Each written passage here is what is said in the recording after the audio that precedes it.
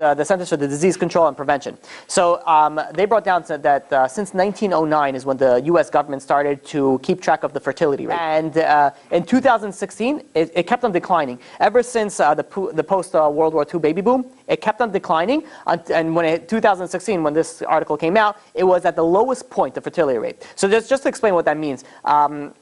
In order for a culture to maintain itself, it has to have, for more than 25 years, it has to have a fertility rate of at least 2.11 kids per family. So you have a husband and a wife, right? So there's 2 humans in the world. Now, if they want to make sure, at least to maintain the same population, they at least need to have 2 kids. So the population is equal.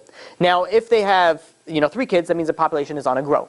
If they have 1 kid, then the population is on a decline. So when you hear the terminology of 2.1, 1.3, these are, so anything, in order just to stabilize itself, not even to grow, it has to be at least 2.11. This is according to the statistics over there. I don't know where the 1 came in, but from common sense, you'd see at least 2. So now let's look at the fertility rate throughout the entire region in Europe, in America, and the Islamic world. So the fertility rate, this is as of the study was done in 2007. France has a fertility rate of 1.8. England has a fertility rate of 1.6. Greece, 1.3.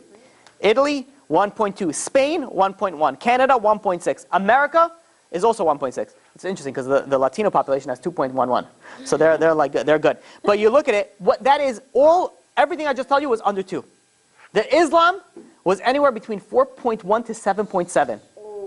God. This is a ridiculous amount, and I'm being conservative because they put in here 8.1, and I did some more research and I found it to be more 4.1 and to 7.7. So again, because you have more modern Islam, so those are more like the 2.9, but they're still way more advanced. And you look at it in 1970s, there was a total of 100,000 Muslims in the United States. As of 2008, there was 9 million Muslims. From 100,000, you know what the type of growth that is? According to the news articles of Russia Today, the Muslim minorities make up approximately 15% of the total population in Russia. 15%. Belgium, listen to this. Belgium, 25% of the population is Muslim. The biggest kicker, 50% of all newborns are all Muslim. It's only a matter of time over here. Germany, let me tell you something that Germany itself brought out with its own statistics.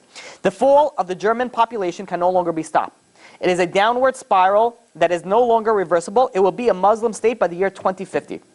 This was done by the Germany Federal Statistics Office. By 2050, they are, it's going to be and they think, okay, come on, let's bring in more Muslim refugees. Go, Chazak, enjoy. Enjoy them. Take them. The European Union is a combination of 31 countries. Their fertility rate, combined fertility rate, is 1.38. So as per this research, it is impossible to reverse what has already come into play, which means in a few years, Europe will cease to exist as we know it. And America is only going to be who knows how long to the... And you look at Gaddafi, right? What Gaddafi said. I want to quote you something that Gaddafi says, if I may. Gaddafi, the ruler of Libya. Do some research in it. It's a fun character. Now that he's dead, it's fun. No. It's Islamic. So, Muammar Muhammad Gaddafi, right? So he says like this. He says, there are signs that Allah will grant victory to Islam in Europe without swords, without guns, and without our conquest. We don't need terrorists. We don't need homicide bombers. The 50+ million Muslims in Europe will turn into a Muslim continent within a few decades.